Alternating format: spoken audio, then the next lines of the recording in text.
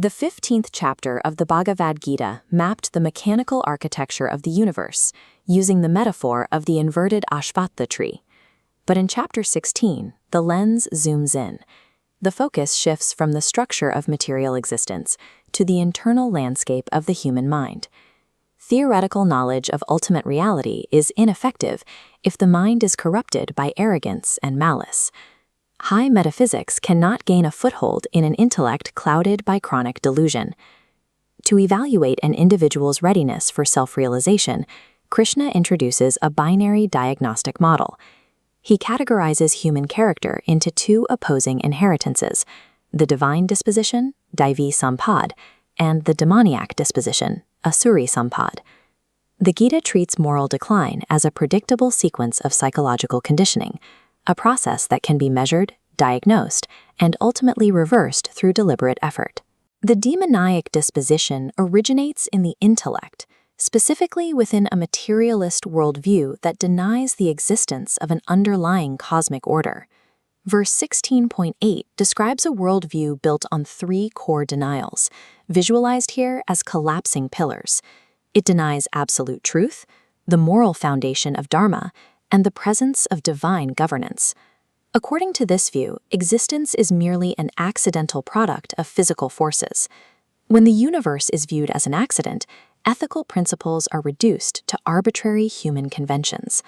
Without a moral anchor, the individual ego installs itself as the supreme arbiter of value. This philosophical shift reduces all of existence to a pursuit of sense gratification. Because there is no higher order to respect, there are no longer any boundaries to limit what the ego will do to fulfill its desires. Verse 16.21 identifies three precise forces that drive this psychological decay. Krishna calls them the three gates to hell, the internal triggers that systematically destroy the self. The dynamic begins with kama, the unregulated projection of desire. It operates by convincing the mind that internal completeness can only be achieved by acquiring external objects, locking the attention onto the world outside the self. When an external force obstructs that desire, the energy instantly mutates into Krodha, or anger. This is the psychodynamic shift where frustration turns into hostility toward the obstacle. Even when desire is fulfilled, it fails to produce peace. Instead, it generates Lobha, or greed. The temporary attainment creates a fear of loss and an intensified craving for further acquisition, which loops back to reinforce the original desire. This feedback loop traps the consciousness in a state of perpetual anxiety. Krishna notes that for the demoniac mind, this internal instability only ends with the death of the body. People act destructively when they become psychological slaves to this cycle. Escalating cravings override rational intelligence, forcing individuals to serve their addictions at any cost. This internal fragmentation manifests externally as a total rejection of boundaries.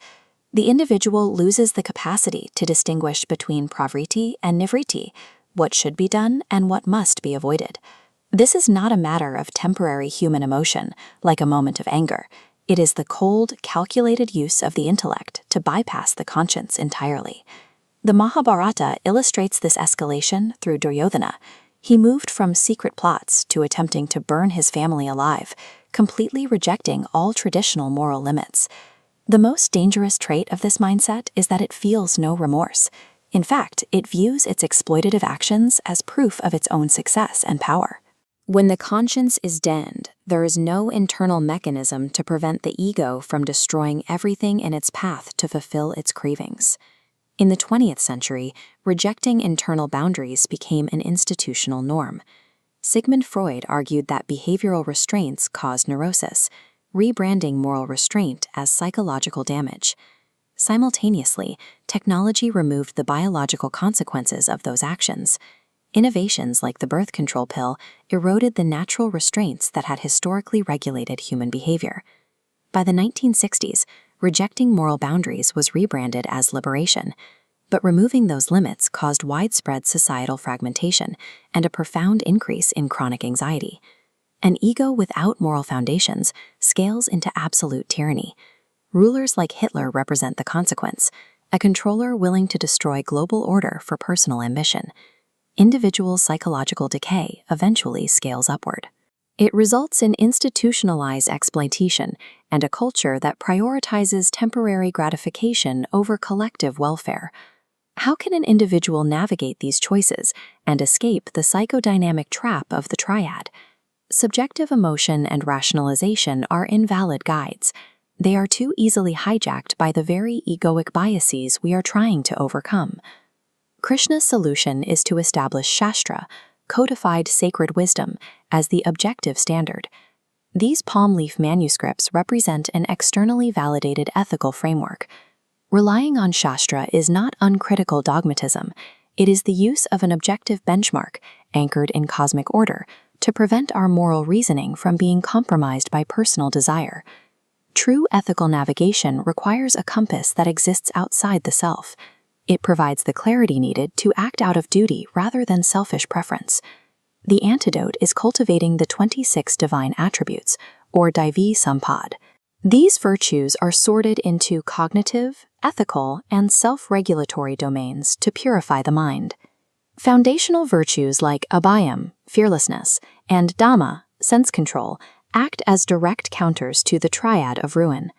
Human character is dynamic. By aligning with cosmic order, the individual dismantles the gates of ruin, resolving the existential lack driving the demoniac loop.